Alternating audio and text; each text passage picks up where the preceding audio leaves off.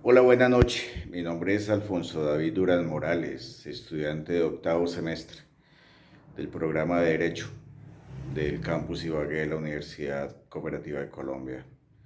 Hoy vamos a tratar de organizar algo frente a la Corte Penal Internacional. Vamos a hablar de su origen, su creación, su desarrollo y su efectividad frente a los casos internacionales de violación de derechos humanos.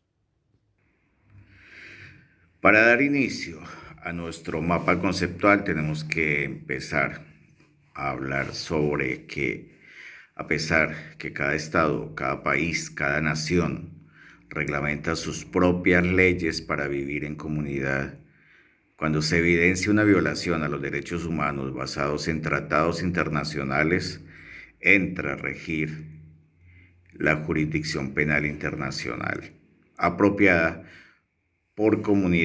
adoptada por comunidades internacionales en tratados y o convenciones.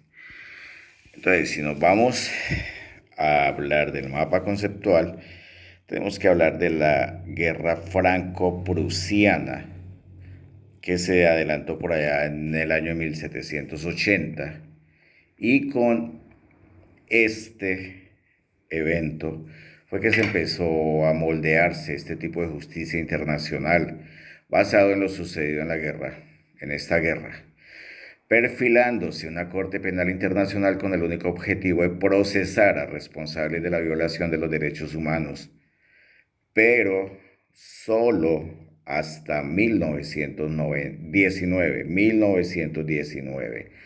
Como consecuencia de la Primera Guerra Mundial volvió a tocarse el tema sin logro alguno. En 1920 vuelve a tocarse el tema, pero se vio que hacía competencia con la Corte Permanente de Justicia Internacional, lo que se descartó la creación de otro ente de este tipo.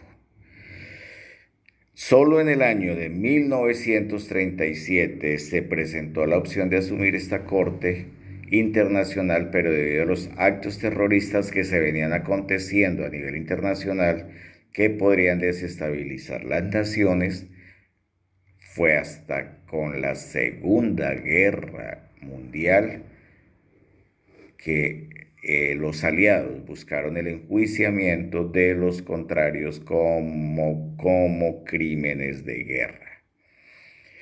Allí, con la Segunda Guerra Mundial, nace el Tribunal Militar Internacional por la violación a las leyes de guerra, pero todo como consecuencia de juzgar a los no alineados, ¿sí? Este Tribunal Militar Internacional se conoce como la justicia de los vencedores, haciendo parte de él Estados Unidos, la Unión Soviética, el Reino Unido, Francia, al que se les seguirían sumando países entrando delitos contra la paz, crímenes de guerra y crímenes contra la humanidad, con medidas drásticas como la pena de muerte, cadena perpetua, trabajos forzados, multas, confiscaciones y suspensión de derechos. Además, en esta etapa se le entrega una jurisdicción, principios generales, para enjuiciamientos y acusaciones de los principales crímenes de guerra, juicios equitativos, competencias y procedimientos, y la capacidad para proferir fallos y sentencias. Este tribunal, estamos hablando del Tribunal Militar Internacional, inició con la conformación de 4 jueces principales con sus respectivos suplentes. Igualmente, con el positivo resultado se creó el Tribunal Militar Internacional para el Lejano Oriente, con iguales objetivos, criterios y procedimientos para esta sección del mundo. O sea, ya tenemos 2 tribunales militares, uno como consecuencia de la Segunda Guerra Mundial y después se fueron para el Oriente con la experiencia que tenían. Ya en 1948, con la adopción de la Declaración Internacional de Derechos del Hombre, se presiona no tanto la creación de la Corte Penal Internacional, pero sí su entrada en funcionamiento, creando un órgano judicial internacional encargado de juzgar casos de genocidio u otros temas de su competencia, hasta lograr el juzgamiento de personas físicas, entre otros gobernantes, funcionarios públicos y particulares sin fuerza alguna. Este órgano judicial no tuvo fuerza. Llega 1991. ¿Qué pasó en el 91? Sucedió algo muy importante a nivel mundial, y es la Guerra Fría entre los Estados Unidos y la Unión de Repúblicas Soviéticas Socialistas.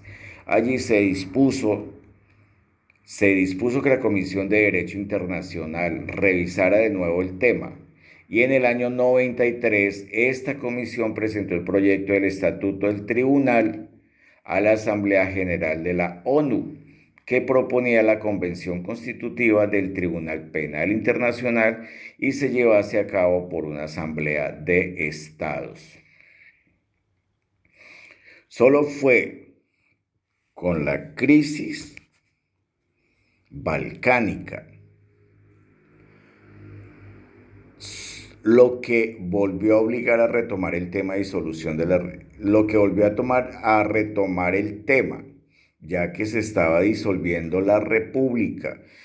En esa época era una república federativa socialista de Yugoslavia, de la que salieron de allí 4 nuevos países, concluyéndose con masacres a diario, donde se demostró la impotencia frente al manejo internacional del tema de los derechos humanos.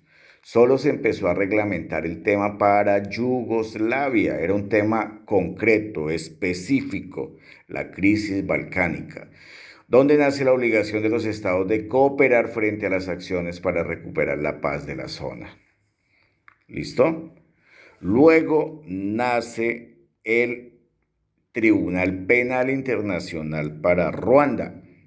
En el año 1996, tras la muerte de 2 millones de personas, de donde ya se organizan en 3 instancias, cada una con sus respectivos jueces, además de las salas de apelación, ¿sí?, con toda la autoridad para adelantar un juicio, incluida la aprehensión de personas, donde se destaca el principio de responsabilidad penal individual frente a las violaciones de los derechos humanos. Este tipo de justicia hasta aquí se toma como transicional y se empezó a conocer muchos reparos que van desde el manejo de los archivos, la protección de testigos, pero abrió paso a la Corte Penal Internacional, creada en Roma en 1998, adoptada mediante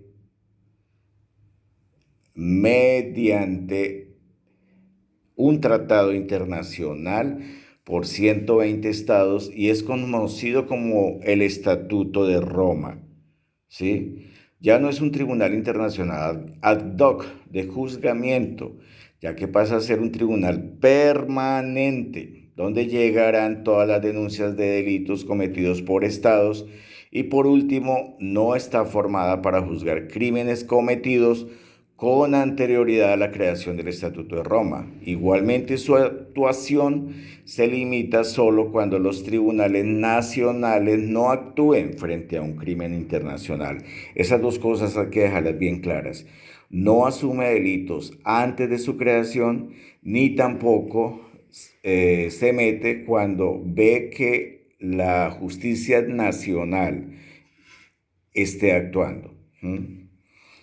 Hoy en día hay unos tribunales que se llaman mixtos o híbridos, ¿sí?, que son creados temporalmente y buscan soluciones temporales para casos concretos y se identifican con una base jurídica apoyada por la ONU dentro del Consejo de Seguridad junto al Estado donde se cometió el crimen internacional. Su composición es mixta, ya que tienen fiscalías, salas jurisdiccionales y se financia a través de la asistencia internacional eso quiere decir que reciben donaciones de estados miembros y privados. Entonces nosotros cerramos acá con los tribunales mixtos.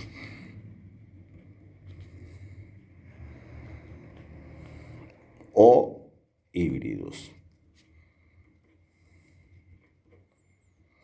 Hasta aquí hemos moldeado en un mapa conceptual, hemos moldeado cómo se ve históricamente, cómo se manejó la creación de la Corte Penal Internacional, por un lado, y lo segundo, hemos logrado demostrar de que solo eventos muy internacionales donde están involucrados los miembros del Consejo de Seguridad es lo único que ha hecho mover, que ha hecho adelantar la Corte Penal Internacional. ¿Listo? Feliz noche.